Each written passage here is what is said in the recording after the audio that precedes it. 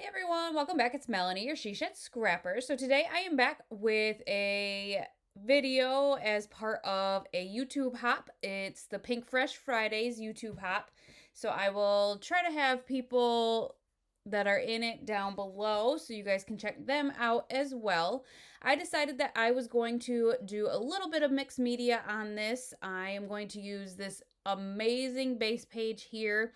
I believe it's from the This Is... Oh, goodness. A Little Lovely collection. Let me look again. My goodness. Just a Little Lovely collection. And I loved the kind of watercolor look of it already. But just wanted to add a little bit more to it myself. So I used a couple different stencils. They are Vicki Boutin stencils and then her iridescent glaze as well. And just kind of put those kind of around the edge, the leaf ones around the edge, and then this floral one kind of as a base for where my picture is going to go. And so I did that one day and had to let it dry, and then I came out to finish the layout. It actually was a very quick layout to put together. It helps when you have an amazing kind of base page, I guess. You don't have to really embellish much to make the layout look good.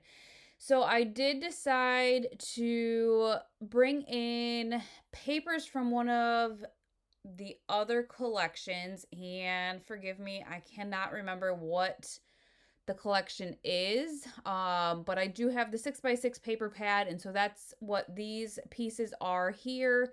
I used some of the scraps. That yellow and pink was a scrap from another layout that I used, and then that I think I'm going to cut it down, but that was 6x6, and I'm just going to cut it down just a little bit so it doesn't take up, the entire page, or half the page, I guess. And then there's this other scrap here that is just more of a light pink, and so I just kind of played around with where I wanted those scraps. I did go through that 6x6 paper pad just to kind of figure out what colors would go out of that collection with the background paper. And I did actually ahead of time as well, and maybe that's why this layout came together so quickly, but I did pick out from the ephemera pack from the collection which pieces kind of had that pink, the yellow, and whatnot to see kind of what I would want to use for this photo here of my grandmother and I. So I kind of got the idea what I wanted, and now just kind of taping everything down.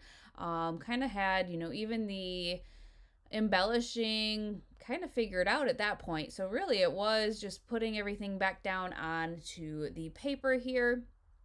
And I just, because it's a single paper or single picture, and the background is so busy, I didn't want to, I guess, do too much.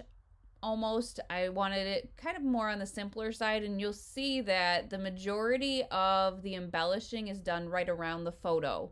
It kind of feel like brings your eye into the photo that way, as well as keeping the base page visible because it is such a pretty piece of paper. So I have that tag down there as well as that floral cluster, and then a smaller pink heart I did pop up on some foam tape. And then I believe what I'm doing is, I must have popped that up on some foam tape as well. I do end up getting some twine out of my stash to put on the tag, and that kind of helps fill in to the right of the photo a little bit. But otherwise, you can kind of see what embellishments I'm going to use here. I do cut this tag, or this frame, sorry, not tag, this frame in half. I am going to use that at the top right as kind of a base for an embellishment cluster. Unfortunately, now that I look back on it, it kind of blends in a little bit too much, and I don't know, not really, I guess I probably could have put a cluster up there without it, because it does kind of blend in too much. But then I realized I had these layered stickers as well as these kind of wood buttons and the kind of acrylic stickers, I guess I'll call them, from the same collection. And so I kind of just put one in each of the clusters there, and then another flower I popped up on some foam tape at the top right cluster. And honestly, I think once I get the twine, that is about gonna finish off the layout. Like I said, it was really a simple layout, but I think it was so simple and came together so quickly because the base page honestly is so pretty. I do like how the iridescent glaze kind of picks up the light, and it does give the layout some texture and just kind of a nice shimmer, I guess. Another kind of layer for that. And then lastly, honestly, I kind of forgot all the different pieces of the collection that I have, even though it was sitting right next to me. And so I remembered kind of last minute that I had the puffy stickers from the collection, and there were a couple of little arrows and a heart. So I add the heart to that top cluster at the top, and then I actually add one of the arrows to each of the clusters around the photo. It really worked out nice. One was yellow, and so that kind of popped out there, and then the other one was pink, and so the pink really stood out against the yellow tag there as well. And I think just to finish off the layout, then I am going to grab my Nouveau drops and add some to the clusters. I do actually only use the pink and the yellow.